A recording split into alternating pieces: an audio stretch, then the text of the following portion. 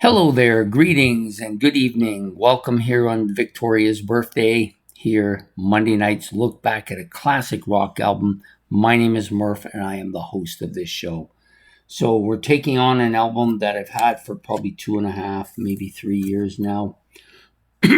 Wasn't quite sure initially how I felt about it.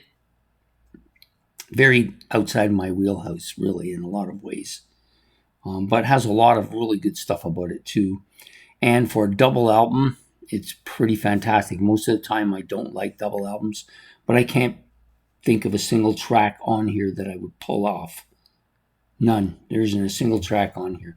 So without further ado, we're going to be doing Chicago Transit Authority's debut album. They're only one and only with that title on it. They eventually became Chicago, as so many people know, as they had a legal battle over the use of the Chicago Transit Authority with the Chicago Transit Authority. So they gave up the name and just dropped it to Chicago. But this is a fantastic debut album, maybe one of the best of all time. This was released on April the 28th, 1969, recorded at the CBS 30th Street Studios in New York City, 76 and a half minutes in length or thereabouts. On the Columbia record label and produced by James William Guercio. That's what I want to say. So I'm going to have to use water quite a bit here because there's a lot to this album. It's probably going to dry me right out. Anyways, the Chicago band, consists of 7 people in total.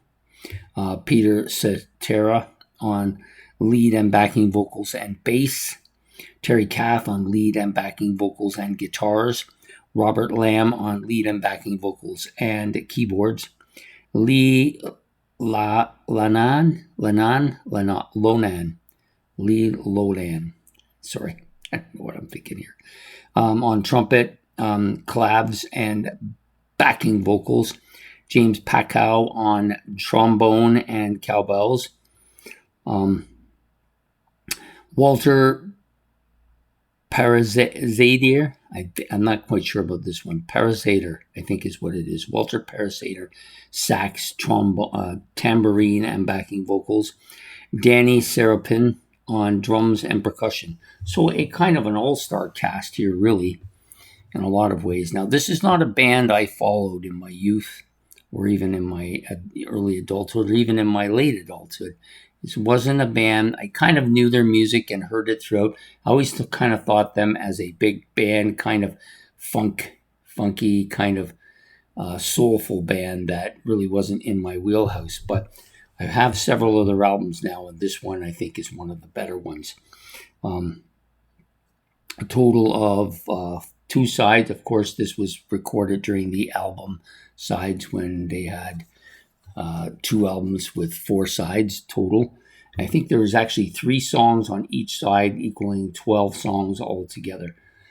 Starts out lots of percussion here, not percussion, lots of brass instrumentation here, some sax, lots of that orchestral musicianship, brass, trombone, trumpet, all that kind of stuff in here. Very big band soundish, although it's more of a funk version of that or a soulful version of those instrumentation.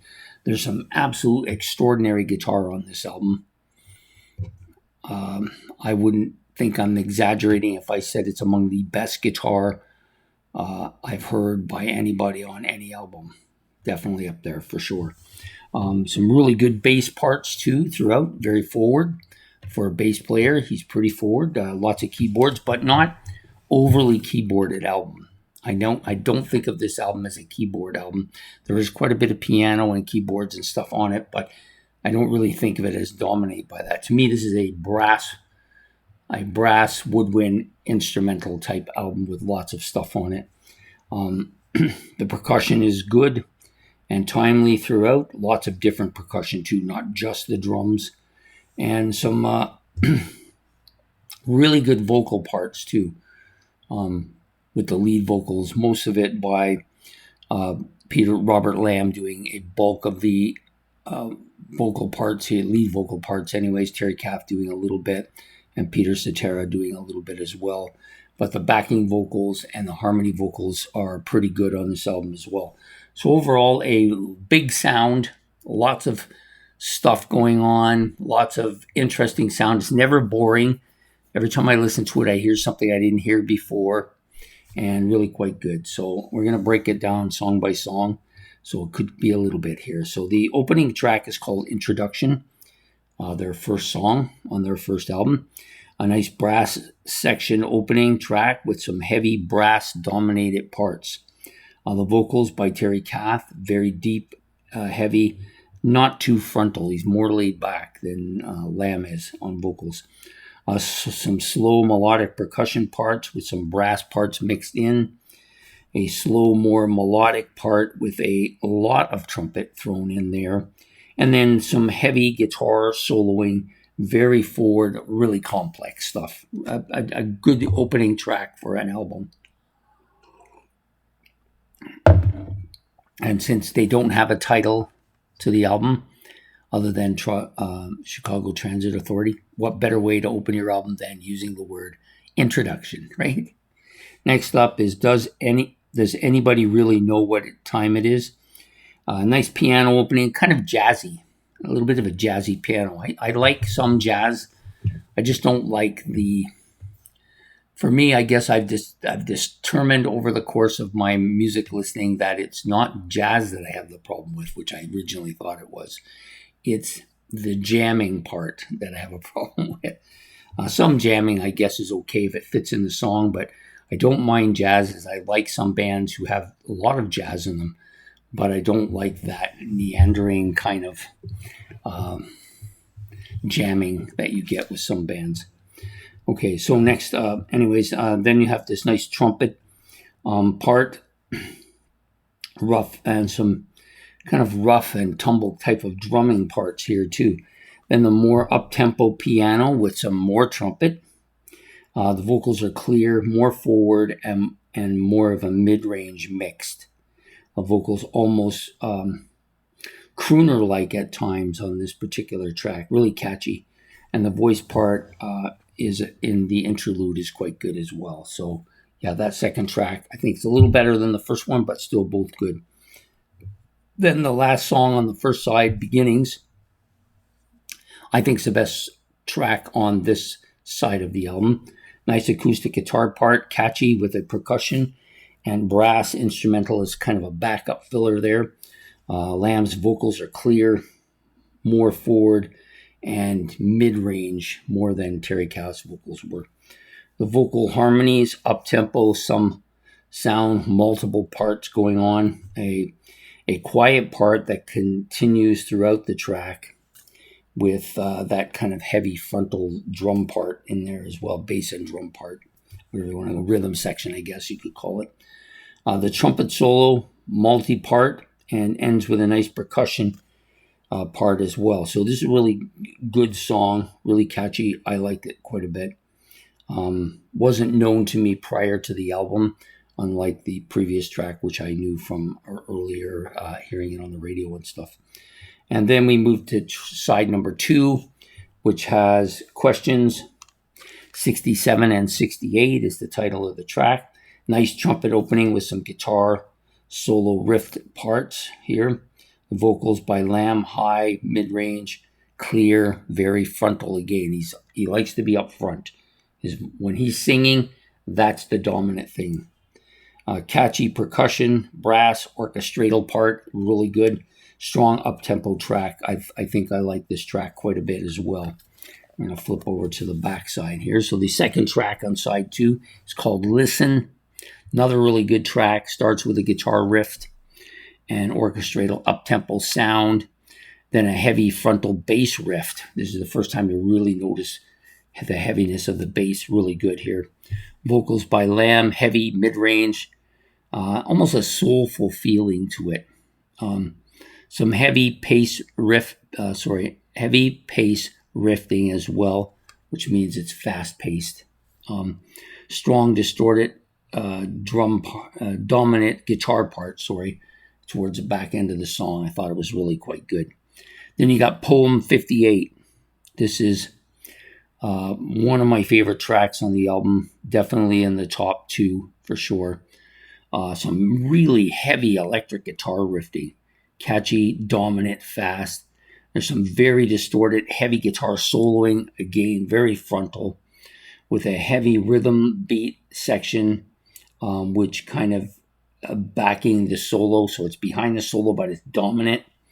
The guitar solo lasts for a very long time, almost the entire track. Very distorted, very involved. Clear, the vocals are clear, soulful, mid-range, catchy, memorable. I believe it's Lamb on the vocals here too. Yeah, this is one of the best tracks on the album for sure. If you are a person who likes guitar, and especially if you like detailed, distorted, kind of Hendrix-like guitar, you're going to love this. Next up, side 3. So we get to the third side of the sort of the back side, or the second album with the third side, with the first side on the second album, sorry. So this is called Freeform Guitar. It's an instrumental. I don't know what to say about this other than it's slow, melodic, open guitar, keyboard sounds. Then a ripping, absolutely ripping, distorted Hendrix-like guitar part that just takes up the rest of the track. Could be on any Hendrix album, or at least some of his live stuff. Just ripping, among the best guitar stuff I've heard by anybody. I don't know where Terry Kath ranks among guitar players, but I think he's got to be at least among the best in the business. Yeah, just fantastic track. Next up is South California Purple. Sorry. Another heavy guitar riff with some keyboard parts, really catchy. The vocals are heavy, bluesy, forward in the sound again. Always with Lamb, it's always forward in the sound. The keyboards start to dominate, and in a frontal riff solo as he moves forward. And then you have this very heavy distorted guitar solo as well, mixing in. You get the keyboards kind of take over at first, follow, and are kind of removed and taken over by the guitar solo. It's fantastic stuff here. The next track is probably my favorite track by them, at least on this album anyways. I'm a Man. A lot of people know this song. It's a pretty famous song. A nice bass opening, heavy funky riff, and some percussion and drum sounds in the kind of background a little bit. You got an organ which dominates this part of the song as well. And then you get this distorted guitar riff and solo, which is, again, fantastic stuff. The vocals are heavy, forward, deep, soulful. At least the first vocalist, and that I believe is Terry Kath. His vocals a little deeper. Then you've got the more high-range vocal part, which is covered by, I'm guessing, Peter Cetera. Really good. Guitar solo throughout is catchy. And then you have the third vocal part, which comes in. This is more mid-range, more catchy. Definitely this is Robert Lamb. Sounds just like him. Again, nice whiny guitar solo going on throughout this whole part. Yeah, one of the best tracks by this band, and probably the best on this album.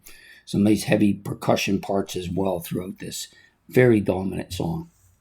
Then you got the side 4, which is the final 3 songs. The first one's just basically an instrumental. It's a live, it's not really even an instrumental, it's just a live kind of voice crowd sounding. So you got the crowd, you've got somebody talking, and then you have the concert crowd in the background chanting. I think I wrote it down. The whole world is watching. That's the name of the track. It's okay. Probably could have done without it, but I guess they're trying to set up the next song, which is Someday, also a live from that same period. This is Lamb and Cetera doing the vocals here. There's not much in the way of vocals here, just a little bit. It's got a nice heavy piano, percussion, chanting, a nice trumpet, brass trumpet section going on at the beginning. The vocals by Lamb is more predominant. You can hear it mid-range, really clear, very forward. And it turns to piano and brass and distorted guitar towards the back part of the song. Pretty decent track. And you have the final track on the album. This is called Liberation. This is supposed to be Terry Kath on the vocals here, but I heard no vocals on this track. Some voice noises, maybe that's what they're referring to. It does kind of open with these kind of sounds like people are tuning up their instruments, and then you got some voices and noises going on. Then it kind of an up-tempo, catchy part, which has all the instruments going at once, like a ton of instruments here. Then you got a catchy, fast-paced guitar, strum, and brass with a drum part kind of backing that up. And you got this lengthy solo, which takes up almost the entire song. Very dominant, distorted, heavy, beefy solo. I don't know if it's the best solo on the album, but it's really fantastic. I think it lasts a good 10 minutes, this solo. Just fantastic stuff. Then a quiet, slow, low guitar noise with an organ and a drum part towards the end of the song. Kind of finish it off. It's like they've spent themselves on the album, and it's just winding down. It's a really good track, too. I do like this one, but I think I'm a Man is my favorite. And that covers the entire length of the Chicago Transit Authority debut album of Chicago.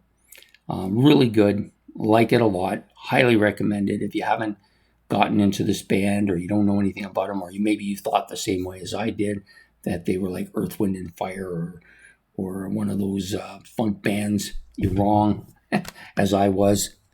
And you'll find that there's a lot to be recommended for this group and for this particular album. So that's my take on it.